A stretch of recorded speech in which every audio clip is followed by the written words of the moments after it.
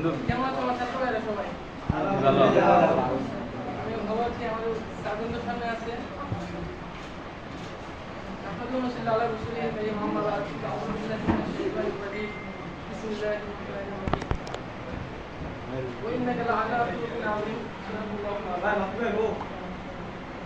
আমি বরুণকারীর থেকে আয়াতবাদ করেছি ওইনাকে আল্লাহ নিশ্চয়ই নবীর চরিত্র ছিল অত্যন্ত সুন্দর। তো আসলে আমরা ছাত্র ভাইয়েরা আমরা যারা আছি আমাদের চরিত্র কিন্তু ঠিক নাই। আমরা স্যারদের সাথে ভালো ব্যবহার করি না, শিক্ষকের সাথে ভালো ব্যবহার করি না, স্কুলে স্যারদের সামনে ভিন্নভাবে হাঁটাচলা করি, স্যারদের সম্মান করি না। স্যারেরা হচ্ছে আমাদের পিতা মাতার পরে কিন্তু আমাদের স্যারেরা শিক্ষকরা। তাই এর জন্য স্যারদেরকে সম্মান করতে হবে, স্যারদের সাথে ভালো ব্যবহার করতে হবে। তারা কিন্তু পিতা মাতার পরবর্তী স্থানে কিন্তু তাদের। এবং আমরা দেখি বিভিন্ন সমস্যায় পড়ি, সমস্যাগুলো কিন্তু আমাদের স্যারেরা আমাদেরকে উপস্থাপন করে, স্যারেরা আমাদেরকে কিন্তু সাহায্য করে, হেল্প করে।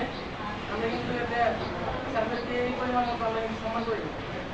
এতবার আমি ছোট মানুষ, কথা বলতে পারতেছি না যেরকম ভাবে জীবনে ফার্স্টে বক্তব্য দিতেছি, স্যারদের সামনে আসলে তেমন একটা দিতে পারতেছি না। সম্মানিত প্রধান শিক্ষক কিন্তু আমার সামনে বসে উপস্থিত আছেন, ম্যাডাম, সবাইকে আন্তরিক শুভেচ্ছা জানাই এবং অভিনন্দন।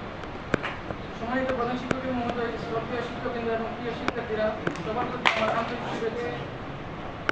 ঈদের মুহূর্ত আনন্দের হলেও কিছুটা আগে গেল। স্কুল জীবন আমাদের শুধু পড়াশোনা শেখায়নি, শিখিয়েছে শৃঙ্খলা, দায়িত্ববোধ এবং মানুষ হওয়ার শিক্ষা। প্রিয় শিক্ষার্থীরা এবং আমার ছাত্র ভাইয়েরা, ছাত্র বোনেরা, এসএসসি পরীক্ষা আমাদের জীবনে একটি গুরুত্বপূর্ণ ধারা। ভয় পাওয়া যাবে না, আত্মবিশ্বাস রাখতে হবে। নিয়মিত পড়াশোনা, সময়ের সঠিক ব্যবহার এবং আল্লাহর উপর ভরসায় আমাদের সফলতার চাবিকাঠি। মনে রাখতে হবে ছাত্র ভাইয়েরা আমার এবং বোনেরা, পরিশ্রম কখনো বৃথা যায় না। পরিশ্রমই হচ্ছে সাফল্যের চাবিকাঠি। আর স্বপ্ন কখনো ছোট হয় না। আমাদের উজ্জ্বল ভবিষ্যৎ কামনা আমরা কামনা করছি। আমরা একদিন এই দেশের গর্ব হব এবং এই দেশের আমরা একদিন বড় কোনো প্রজেক্ট করব, দেশের উন্নয়নের জন্য আমরাই থাকবো। কারণ আমরা পড়াশোনা করতেছি, ভালোভাবে পড়াশোনা করবো এবং বিশেষ করে শিক্ষকদের সম্মান করতে হবে। আমরা কিন্তু সেটা করতেছি না।